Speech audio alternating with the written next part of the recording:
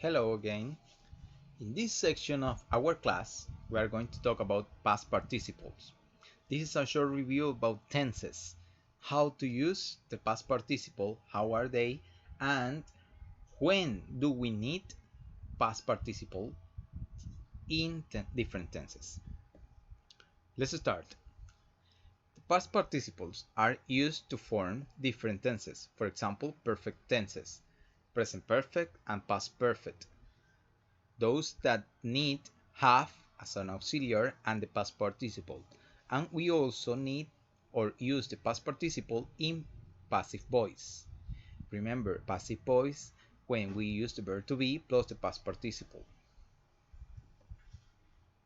Here we have some examples. Perfect tenses. For example, in present perfect, I've never been to New York.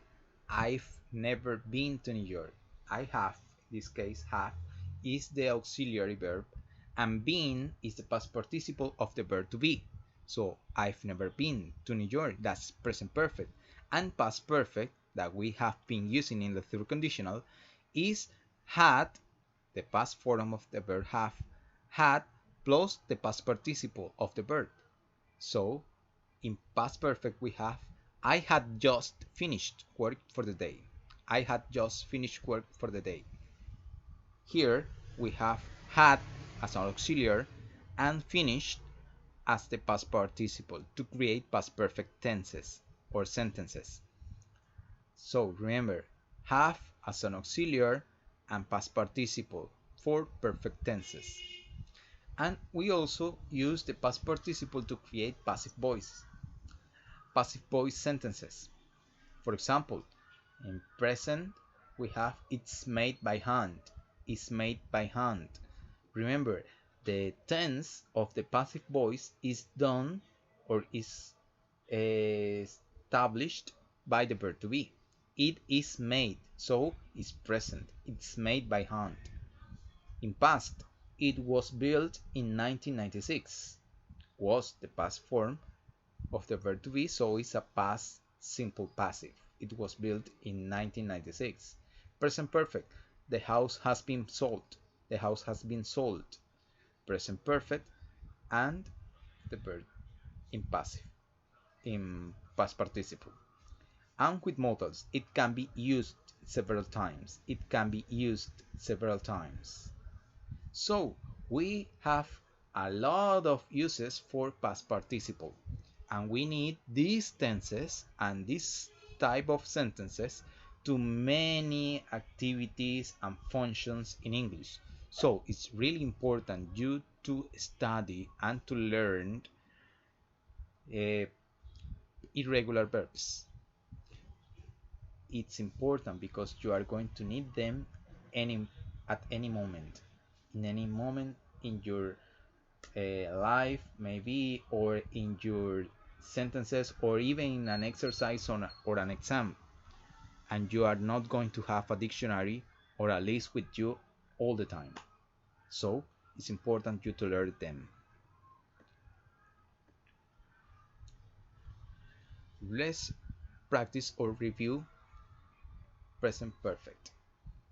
Remember, we use the present perfect to talk about an action or situation that started in the past and continues in the present. I've known him most of my life. Remember, in this case, known is the past participle. Y aquí estamos recordando el uso del present perfect. Recuerden, present perfect básicamente para narrar aquellos eventos que iniciaron en el pasado y es probable que continúen hasta la actualidad en el presente. Por eso, I've known him most of my life. Lo conocí en el pasado y todavía lo conozco. Por eso uso present perfect. We also use present perfect to talk about an action that happened at some point in the past, but we don't focus on when exactly it happened. For example, he's left the office. He'll be home soon. I'm sorry for the spelling, but it's home, only one M. In this case, we are talking about the situation or the action, but it's not clear when it exactly happened before. But we will know that it was in the past, but is not specific when it happened. And also, we use the present perfect to talk about experiences in general. He has dramatized in English in a number of events at ITSA. He has dramatized in English in a number of events at ITSA. Él ha hecho muchas dramatizaciones o él ha dramatizado en inglés o ha hecho actos en inglés en un gran número de eventos en ITSA. So it's an experience.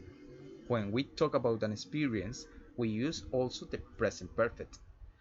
And we have here underlined present past participles uses. For example, known, left, dramatized. Number 1 and number 2 are irregular. Number 3 is regular. Remember, regular past participles end in ed. Dramatized. Dramatized. Let's talk about the past perfect. We use the past perfect to show that one action happened before another action in the past. Este es quizá el principal uso del past perfect. El past perfect lo utilizamos para referirnos a una acción que ocurrió antes de otra acción en el pasado. Si ya yo mencioné que hice algo y me acordé de algo que hice antes de esa primera acción que mencioné, debo usar el past perfect. For example, I had just finished cooking when I heard a knock at my door. ¿Qué estamos viendo aquí? Tenemos dos acciones. La primera que ocurrió fue haber terminado de cocinar y después escuchó que alguien tocó la puerta. Por lo tanto, para hablar de aquella acción en el pasado que ocurrió antes de otra acción en pasado, debo usar past perfect. I had just finished cooking when I heard a knock at my door. We also use the past perfect when we are talking about reported speech. She told me she had passed her exam. Maybe the original sentence is when that person says, I have passed my exam. I have passed my exam. Maybe it was a girl. I'm sure it was a girl. So when I report that sentence, remember, I use the past form of the present perfect, or even if the sentence could have been a simple past. I passed my exam. I passed my exam. When I report simple past or present perfect, I use the past perfect form. So she told me she had passed her exam. And we also use the past perfect to talk about an imaginary situation in the past, as in the third conditional we were talking about in the second video in this lesson. So, if I'd arrived on time, I'd have seen her. If I'd arrived on time, I'd seen her. So, we have here the if clause that uses past perfect.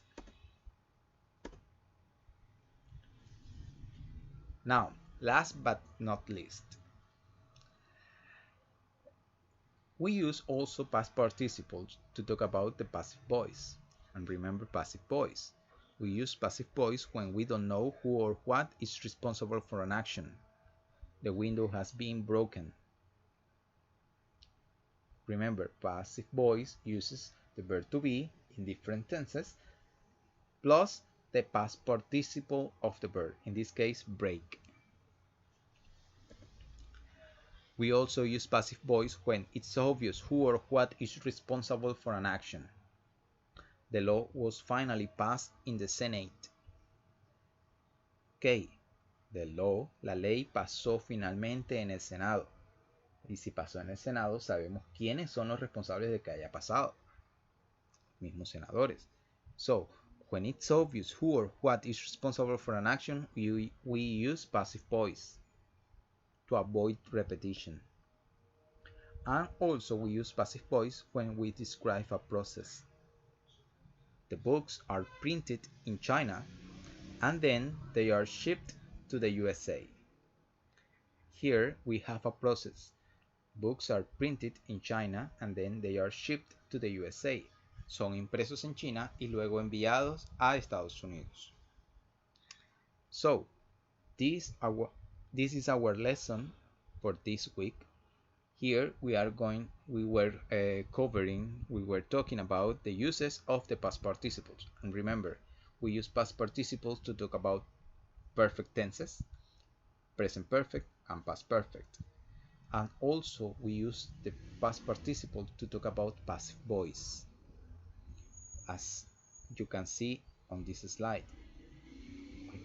Study the verbs, irregular verbs, most of them are very common in English. So it's important for you to study them.